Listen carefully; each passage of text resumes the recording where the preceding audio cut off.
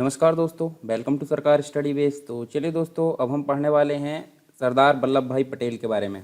तो जैसे कि आपको पता है, इनको बोला जाता है भारत का लौह पुरुष, यानी कि iron man of India, original iron man of India.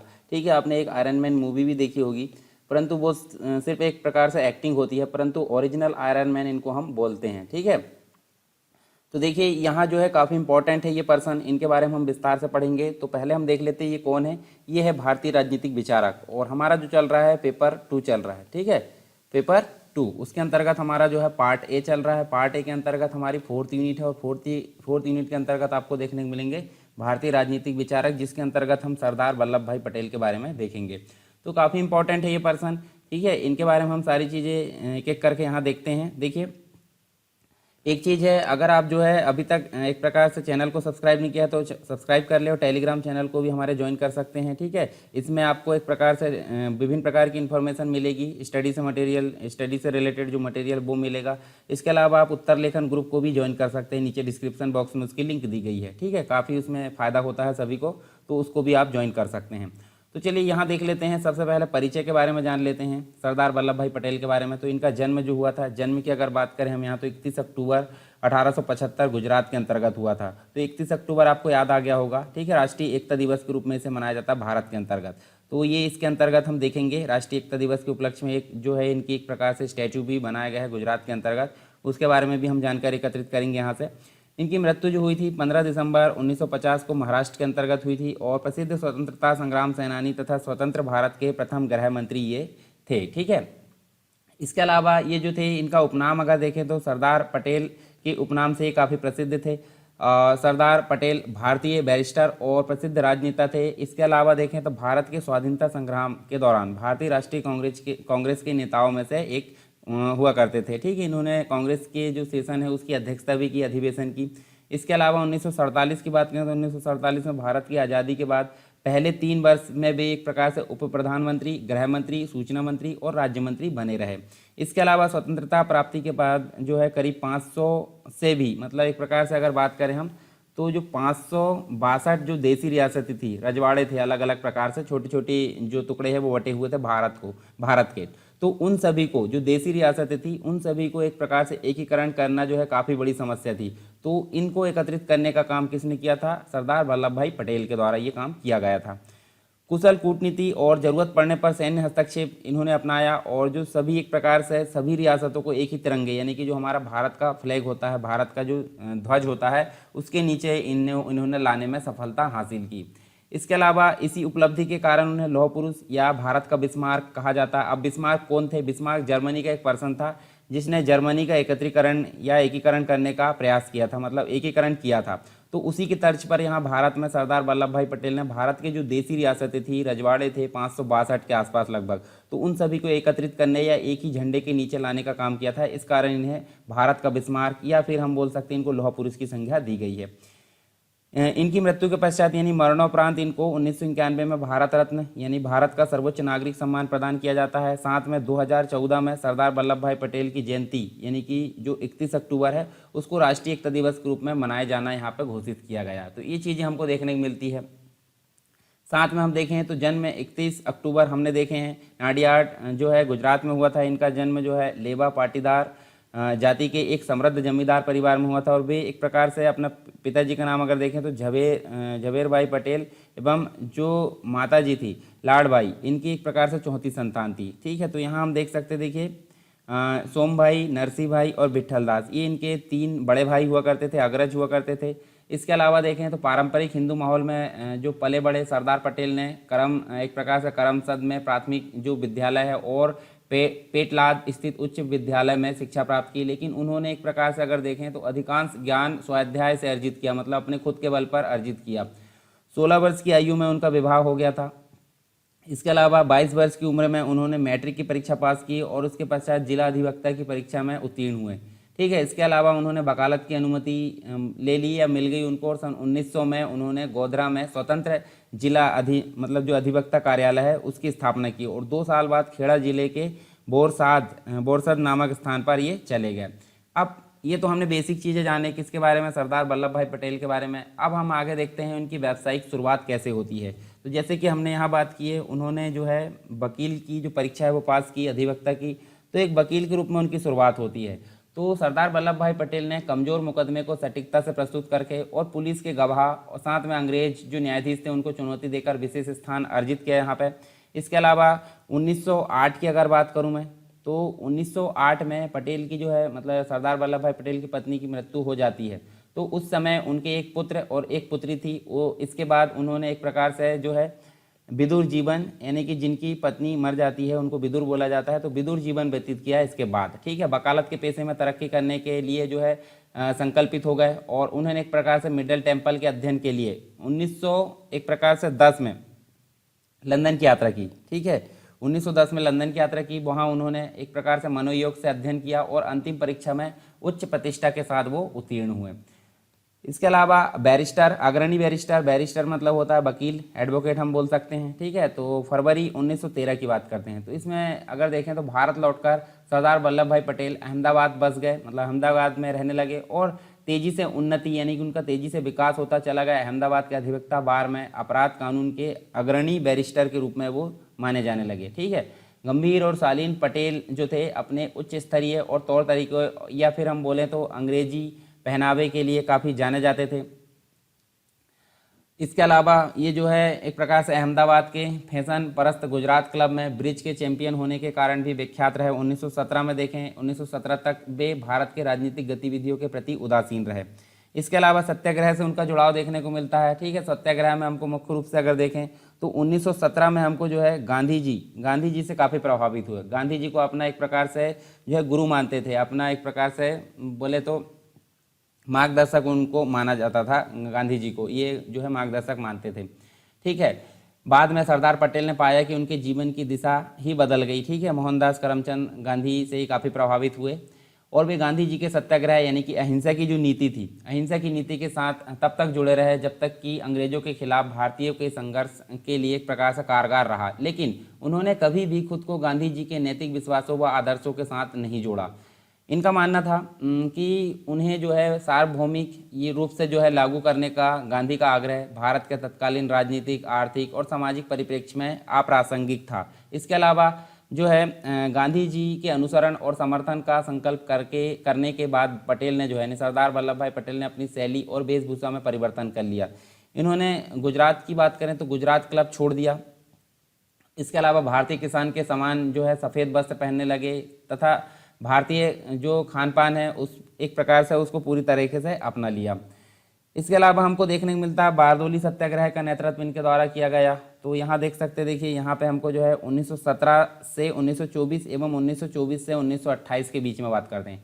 तो 1917 से 1924 तक सरदार वल्लभ भाई पटेल ने अहमदनगर के पहले भारतीय निगम आयुक्त के रूप में यहाँ सेवा प्रदान की। साथ में अगर बात करें तो 1924 से 1928 तक वे मतलब एक प्रकार से इसके निर्वाचित नगर पालिका अध्यक्ष भी रहे।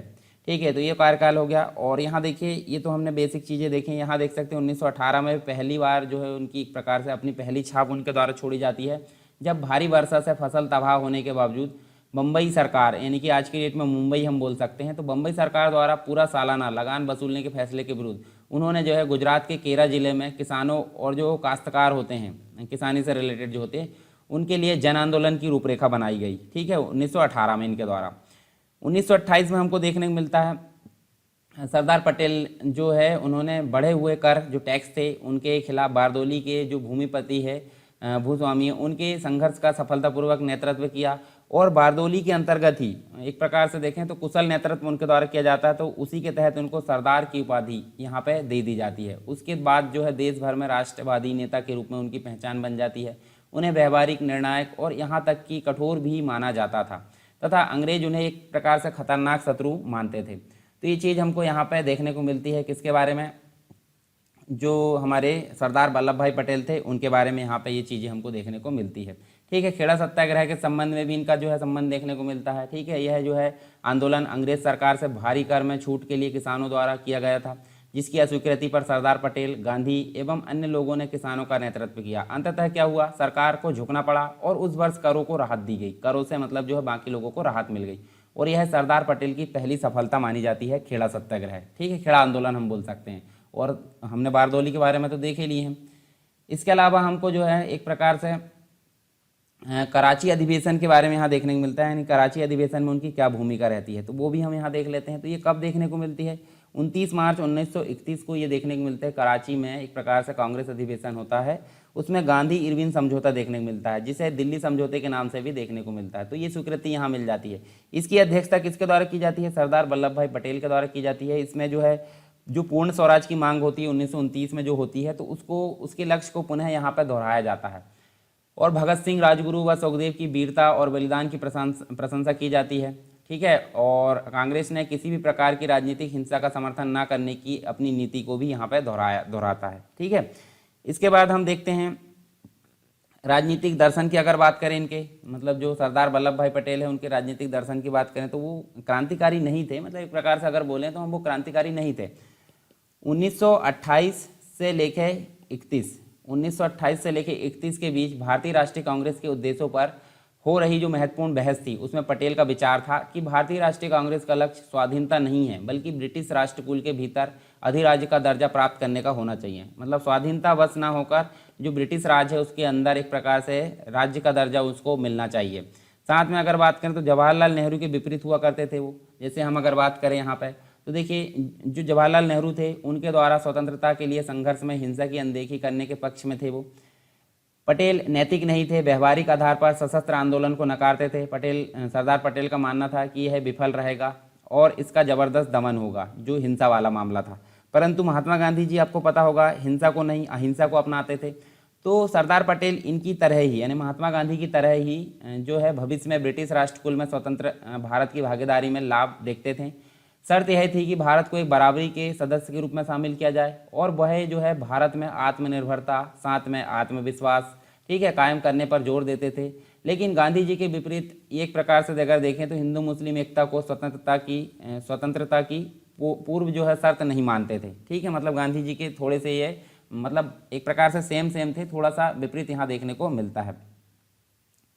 बलपूर्वक आर्थिक और सामाजिक बदलाव लाने की आवश्यकता के बारे में सरदार पटेल एक प्रकार से नेहरू जी से असहमत थे और पारंपरिक जो हिंदू मूल्य थे उससे जो उपजे रूढ़िवादी एक प्रकार से पटेल ने रूढ़िवादी थी उससे जो सरदार पटेल है उन्होंने भारत की सामाजिक और आर्थिक संरचना में समाजवादी विचारों को अपनाने की एक प्रकार से उपयोगिता का उपहास किया और वह मुक्त उद्यम में विश्वास करते थे। इस प्रकार अगर देखें तो उन्हें रूढ़िवादी तत्वों का विश्वास प्राप्त हुआ तथा उनसे जो प्राप्त धन है उससे ही भारतीय राष्ट्रीय कांग्रेस की गतिविधियां संचालित होती रही।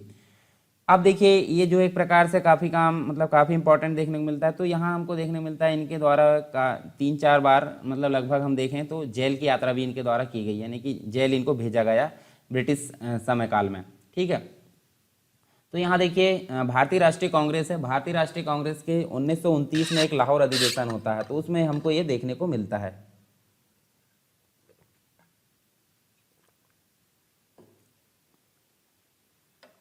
देखिए 1929 में एक लाहौर में अधिवेशन होता है भारतीय राष्ट्रीय कांग्रेस का। तो यहाँ पे जो है स्वराज की मांग की जाती है। तो इसी में देखें सरदार पटेल महात्मा गांधी के बाद जो है अध्यक्ष के पद पर दूसरे उम्मीदवार थे।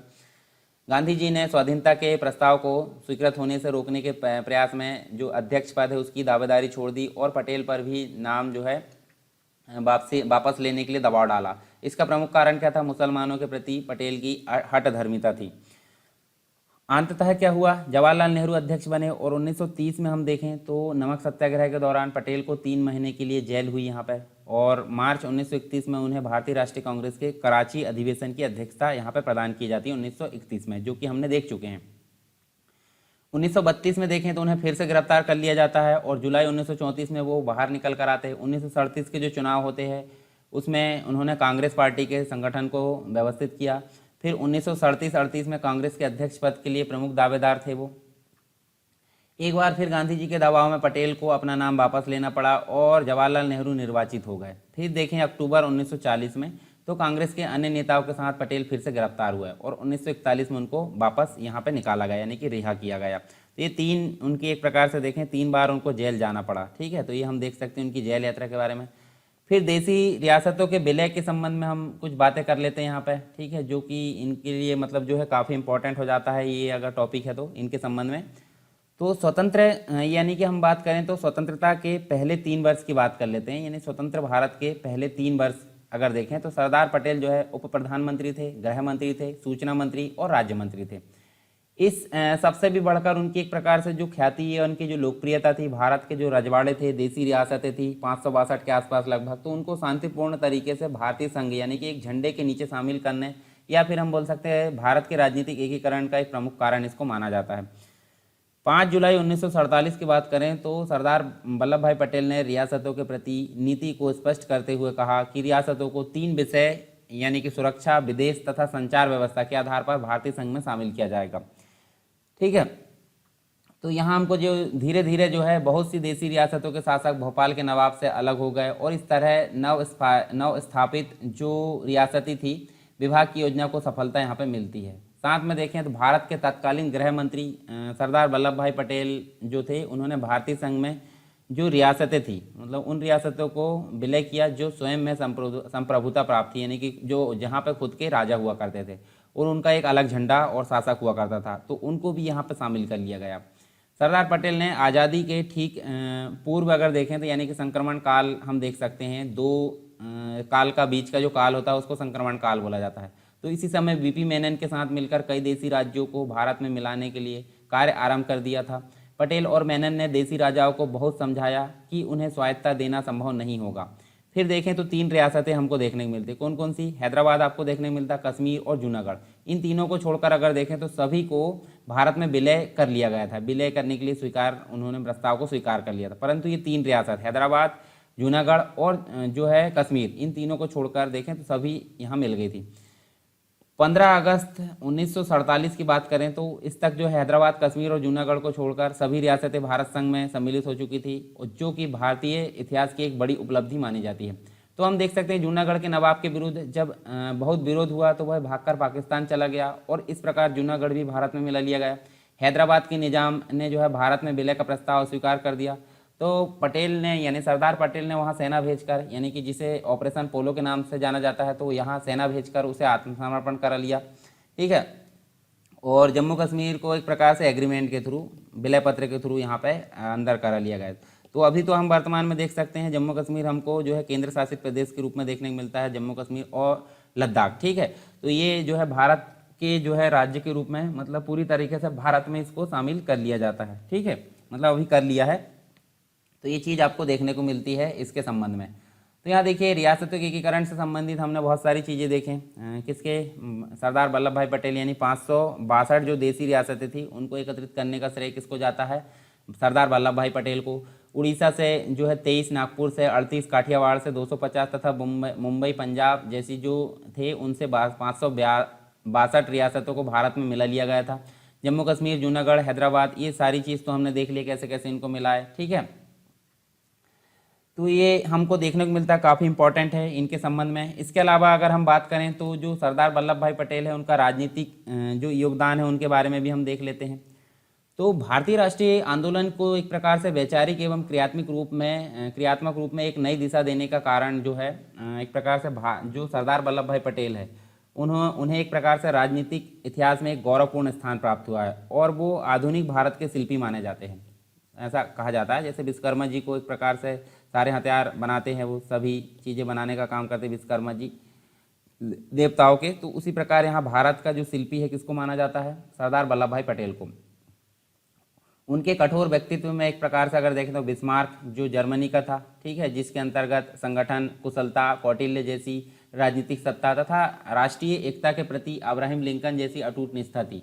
जिस अदम्य उत्साह मतलब उनकी एक प्रकार से जो असीम शक्ति है उससे उन्होंने नवजात गणराज्य की प्रारंभिक कठिनाइयों का समाधान किया, उसके कारण विश्व के राजनीतिक मानचित्र में उन्होंने अपनी अमिट छाप छोड़ दी है या अमिट छाप बना दी है यहाँ पे, और भारत के राजनीतिक इतिहास में सरदार पटेल के योगदान को कभी भी भुलाया नहीं जा सकता।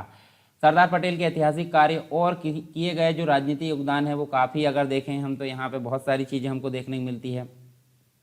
जो देसी रियासत थी, देसी राज्य थे, उनके एकीकरण की समस्या यहाँ देखने को मिलती हैं, तो सरदार पटेल ने बिना खून खराबे के ये समस्या का हल निकाल लिया। देसी राज्य में राजकोट, जूनागढ़, बहालपुर, बड़ौदा, कश्मीर, हैदराबाद, ये सभी एक प्रकार से महासंघ में सम्मिलित करने में सरदार पटेल को कई एक प्रकार से कई दाव पेच यहाँ अपनाने पड़े, कई समस्याओं का सामना करना पड़ा। जब हम देखें तो चीन जो हमारा पड़ोसी है, चीन के प्रधानमंत्री चाउ एन लाई एक प्रकार से वहाँ के प्रधानमंत्री, अलग ही प्रकार के नाम रहते हैं, आप ज़्यादा लोड नहीं लीजिए।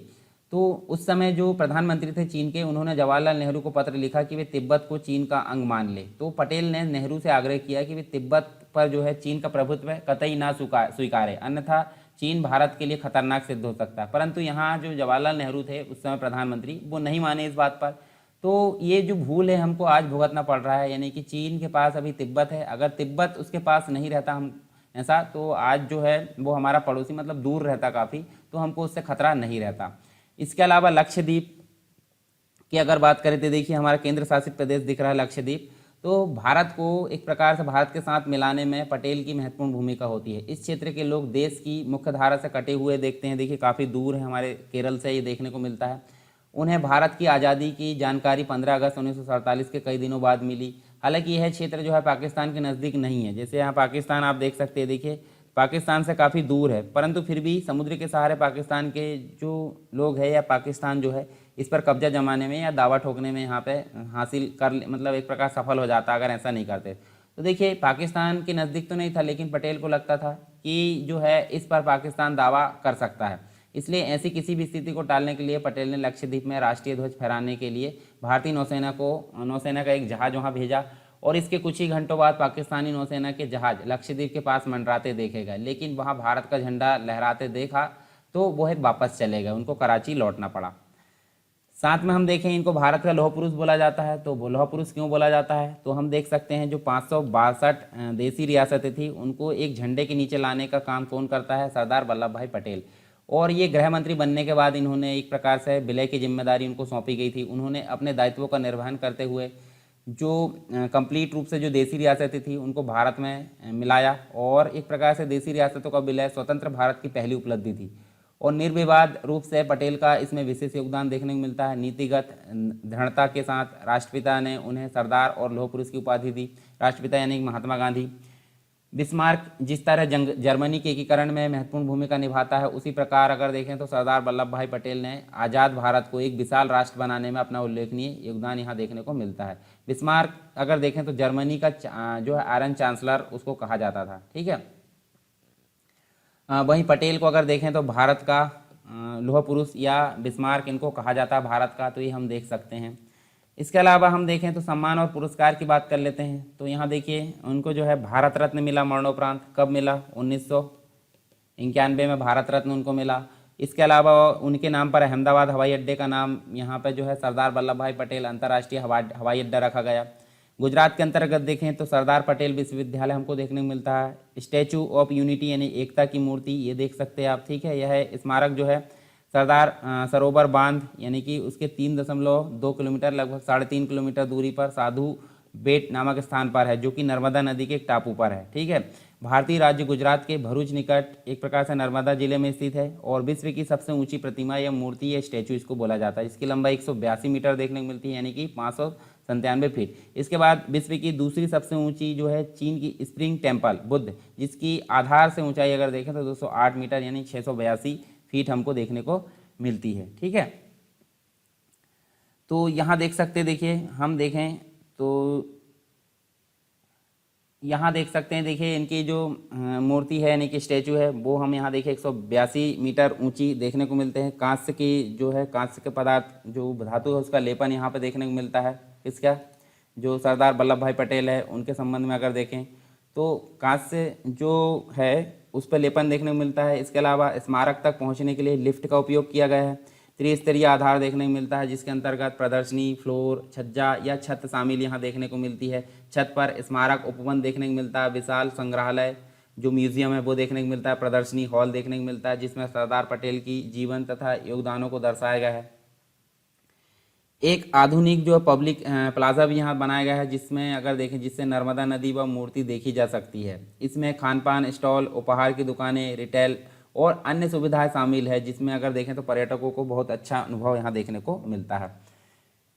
इसके अलावा लेखन कार्य से संबंधित भी कुछ चीज़ें हम देख लेते हैं। सरदार पटेल जो थे उनके द्वारा लिखे गए पत्र, टिप्पणी एवं उनके द्वारा लिखी गई कुछ व्याख्यान के रूप में एक प्रकार से बृहद साहित्य के रूप में उपलब्ध है, जिसके अंतर्गत भारत विभाजन एक लेख देखने को मिलता है, गांधी नेहरू सुभाष, आर्थिक एवं विदेश नीति, मुसलमान और शरणार्थी, कश्मीर और हैदराबाद, ये कुछ उनके लेखन एक प्रकार से साहित्य के रूप में देखने को मिलता है। तो हम फाइनली अगर बोलें सरदार पटेल के बारे में, तो किसी भी देश का आधार उसकी एकता और अखंडता में निहित है, और सरदार पटेल देश के एकता के सूत्रधार माने जाते हैं। ठीक है, राष्ट्र के प्रति उनके समर्पण को सदैव याद किया जाएगा। ठीक है, तो ये काफ़ी इंपॉर्टेंट हो जाते हैं। सरदार वल्लभ भाई पटेल यहाँ पे हमको देखने को मिलता है। तो ये हमने कंप्लीट देखें सरदार वल्लभ भाई पटेल के बारे में, ये चीज़ आप देख सकते हैं। एक बार हम जो है इसको देख लेते हैं क्या क्या चीज़ें हमने पढ़े हैं, फिर उसके बाद हम जो नेक्स्ट पर्सन है उसके बारे में जानेंगे। तो यहाँ देख सकते हैं, देखिए सरदार वल्लभ भाई पटेल जो कि भारत के लौह पुरुष के नाम से जाने जाते हैं, और इनको जो है काफ़ी मतलब इंपॉर्टेंस यहाँ दी जा सकती है, क्योंकि ये इन्होंने जो है भारत के एकीकरण में अपनी महत्वपूर्ण भूमिका निभाई है। इनका कुछ परिचय हमने देखें। ठीक है, व्यावसायिक शुरुआत, इनकी जो है व्यावसायिक शुरुआत कैसे हुई थी? एक वकील यानी एक अधिवक्ता के रूप में, लंदन भी गए थे कुछ केस के कारण, अग्रणी बैरिस्टर की श्रेणी में आ गए। सत्याग्रह से जुड़ाव अगर देखें भारत लौटने के पश्चात, फिर उसके बाद बारदोली सत्याग्रह, खेड़ा सत्याग्रह, कराची अधिवेशन में अध्यक्षता की भूमिका उनके द्वारा निभाई गई। राजनीतिक दर्शन, मतलब क्रांतिकारी नहीं थे उसके बाद भी हम देखें तो वो काफ़ी प्रभावित थे यहाँ पे, यानी कि जवाहरलाल नेहरू के विपरीत, और महात्मा गांधी से कुछ हद तक वो उनके विचार से मतलब उनके विचार इनसे मिलते थे। जेल की यात्रा उनको 3 बार करनी पड़ी। इसके अलावा देसी रियासतों के विलय में काफ़ी महत्वपूर्ण भूमिका निभाते हैं वो। राजनीतिक योगदान आप देखें तो यहाँ देखिए काफ़ी, यहाँ जो है मतलब एक प्रकार से आधुनिक भारत के शिल्पी माने जाते हैं। साथ में हम देखें तो भारत का लौह पुरुष उनको बोला जाता है। सम्मान और पुरस्कार हमने देखे, भारत रत्न उनको मिला है। इसके बाद अगर देखें तो स्टैचू ऑफ यूनिटी, जो कि सबसे लंबी जो है प्रतिमा हमको देखने को मिलती है। लेखन कार्य और रचनाएं अगर देखें तो कुछ लेखन कार्य रचनाएं हमने यहाँ पे देखें उनके बारे में। तो ये सारी चीज़ हमारी यहाँ कंप्लीट हो जाती है सरदार वल्लभ भाई पटेल के बारे में। तो देखिए यहाँ पे हमारा जो है एक भारतीय राजनीतिक विचारक बचे हैं सिर्फ एक, जिनका नाम है जयप्रकाश नारायण। लोकनायक की संज्ञा इनको दी गई है, लोकनायक जयप्रकाश नारायण। तो इनके बारे में पढ़ेंगे हम इसके बाद। ठीक है, तो आप जो है देखिए टेलीग्राम चैनल और जो ग्रुप है उत्तर लेखन ग्रुप, उसको ज्वाइन कर सकते हैं। ठीक है, चैनल को सब्सक्राइब कर सकते हैं, और पसंद आया नहीं आए बता सकते हैं आप कमेंट बॉक्स में। यदि पसंद आया तो आप लाइक कर सकते हैं और शेयर जरूर करें। ठीक है, और कमेंट बॉक्स में सुझाव अपने दे सकते हैं, किसी भी प्रकार से आपको जो सुझाव देना है तो वो आप दे सकते हैं। तो चलिए दोस्तों, मिलते हैं नेक्स्ट लेक्चर में, तब तक के लिए जय हिंद।